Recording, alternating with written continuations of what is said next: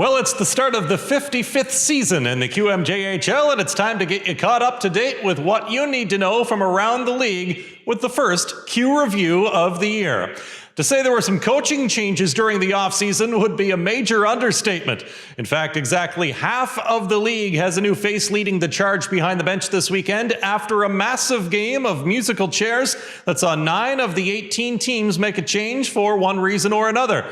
That obviously includes your Mooseheads, who have welcomed back Jim Midgley to the team, where he spent the better part of a decade working as an assistant to Dom Ducharme before spending the 2017-18 season as head coach.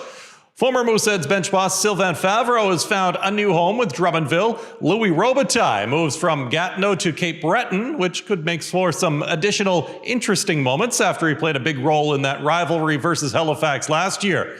Another familiar face in former Mooseheads coach Eric Veilleux, landing the job with the Quebec Remparts. Matthew Turcotte replaces Bruce Richardson in Blainville. Benoit Desrosiers is the new man at Gatineau. Joel Perreault has taken over on Rimouski after Serge Beausoleil was let go after 12 seasons. Beausoleil quickly landed the GM's job with the Olympique. Martin Dagenet has taken the reins in Rouyn-Noranda, and Gilles Bouchard makes his return to the league with Sherbrooke after coach and GM of the year Steph Julien left for the American Hockey League. The hockey community in the Q, and especially here in Nova Scotia, was hit with some sad news this summer when the Cape Breton Eagles announced that veteran forward Jacob Newcomb of Sambro was diagnosed with non-Hodgkin's lymphoma. The 19-year-old has been a very productive player in his 2 seasons with both Chicoutimi and the Eagles, and of course we are all cheering him on in his journey to win this battle. There is a new superstar on the horizon, and he is a member of the rival Moncton Wildcats. The Cats had the first overall pick in June's draft thanks to the Jordan Spence trade with Val d'Or a couple of years ago, and they used that top pick to grab forward Caleb Denoyer. Yes, he is the younger brother of Elliot Denoyer.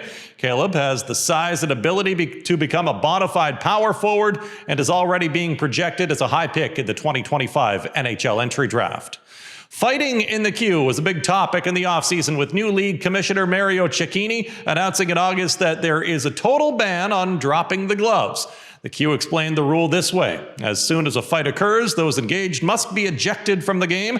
Any player found to have instigated the fight will also receive an automatic 1-game suspension, while the person declared to be the aggressor during the fight will receive a minimum of 2 automatic games suspension.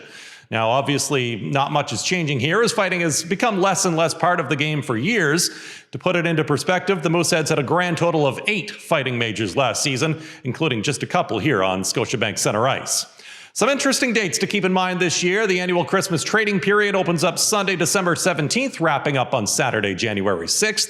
The World Juniors are in Gothenburg, Sweden, December 26th to January 5th. The Kubota NHL Top Prospects game will be held in Moncton on January 24th, and the Memorial Cup will be hosted by the Saginaw Spirit of the OHL. It's the first time the CHL's championship tournament will be held in the United States since the Spokane Chiefs hosted in 1998.